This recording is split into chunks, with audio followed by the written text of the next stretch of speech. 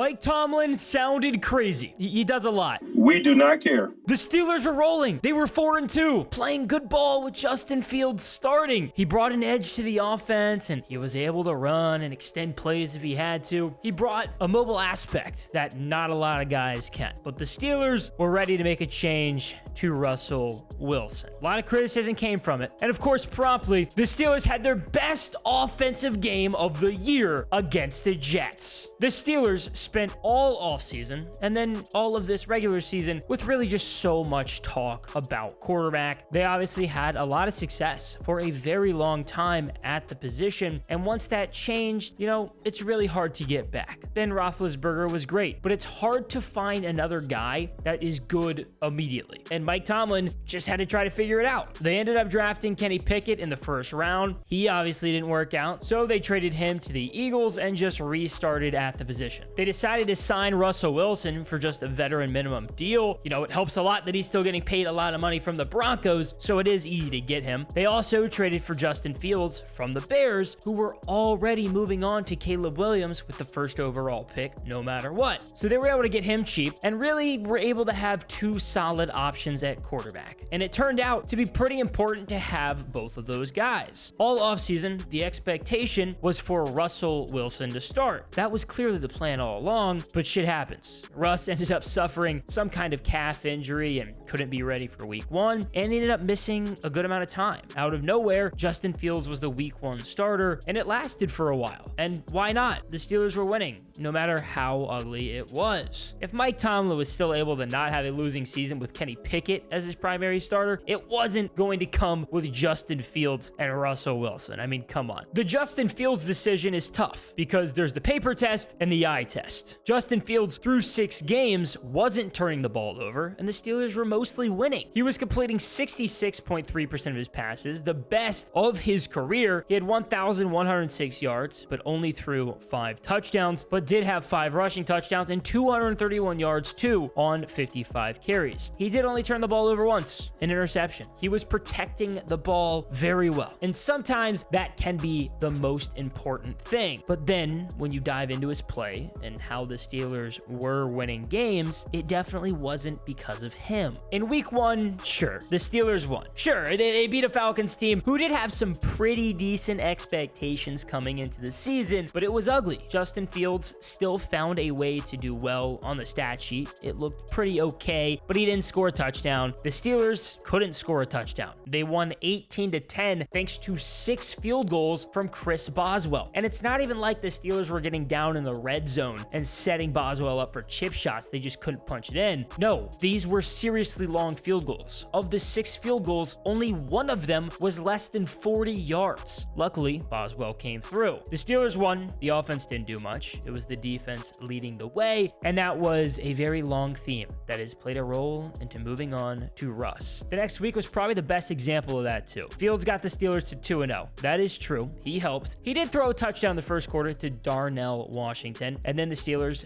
didn't score another touchdown. They had to settle for 2 field goals and scored 13 points. Just 13 points, but they still won because it was the Broncos with rookie quarterback Bo Nix. The defense picked them off twice, didn't let the Broncos score a touchdown, and Justin Fields just didn't have to do much at all. And the Steelers still won because they only gave up 6 points. Through 2 weeks, the Steelers defense only gave up 16 total points and then only gave up 10 points in week 3 against Justin Herbert and the Chargers to win 20-10. The Chargers scored a touchdown in the first quarter and then just only hit 1 field goal for the rest of the game and didn't score at all in the second half. The Steelers were down at half and then they just scraped away. And for what it's worth, Justin Fields did play a pretty big role in the win. He had a rushing touchdown, passed for a touchdown, threw for 245 yards. It was the first time he actually threw for 200 yards in a game on the season. And then in week 4, he actually upped it to 312 yards. Justin Fields definitely had his best game starting this season against the Colts. On top of 312 yards, he actually ended up with 3 total touchdowns, 1 passing, 2 rushing, and he did turn the ball over once. Now, those are his stats. The Steelers lost 27 27-24. That certainly indicates a good game. The Steelers fell short in, and Fields played well. That's not exactly what the eye test says. Anthony Richardson got hurt early on for the Colts, and Joe Flacco came in and did play well enough for the Colts to go up 17-0. Chris Boswell drove the 50-yarder as the half expired for the Steelers' only points of the half. The Steelers did rally and had it as a one-score game 3 different times in the fourth quarter and still lost. It just wasn't the best offensive production, but it is the only time the defense has given up more than 20 points all season. They ultimately lost by 3, but it gets annoying when you do the same thing again the next week, especially with the whole country watching. Fields again did put up good numbers that appear to be a solid performance, didn't turn the ball over, but the offense just couldn't move the ball. The defense showed up big, as we expect from the Steelers, but it wasn't enough. Pittsburgh lost 20-17 at home after Dak Prescott hit Jalen Tolbert on 4th and goal with 20 seconds remaining. And the reality is you can't only score 17 points, especially against the Cowboys. Their defense is terrible. It's the least amount of points the Cowboys have given up all year, tied with the horrendous Browns offense. So sure, Fields wasn't turning the ball over much, and the Steelers were winning, but there was clearly a lot more to be desired from the offense. But even before Fields was benched for Russell Wilson, the offense did finally hit 30 points for the first time in week 6. The Steelers did beat the not very good Raiders pretty bad, 32-13. It was a lot closer than that in the first half, at least. The Raiders led after 1 and were only down 12-7 at half. Then the Steelers really did pull away. Again, it felt like it was the defense doing the heavy lifting with 3 turnovers, but it is important to note that the Steelers didn't turn it over at all. The pass game was just pretty ineffective, and luckily, it was to the point where Pittsburgh did want to rely on the ground game, but it's not like the pass game would have done much anyways. Fields was arguably more effective running the ball. He scored twice, but the big deal was Najee Harris, sparking a 100-yard game for his first in what felt like forever, and it was another win. The Steelers were 4-2 with playoffs well within reach, with a good defense, a quarterback who wasn't turning the ball over, and that's when they made the big decision,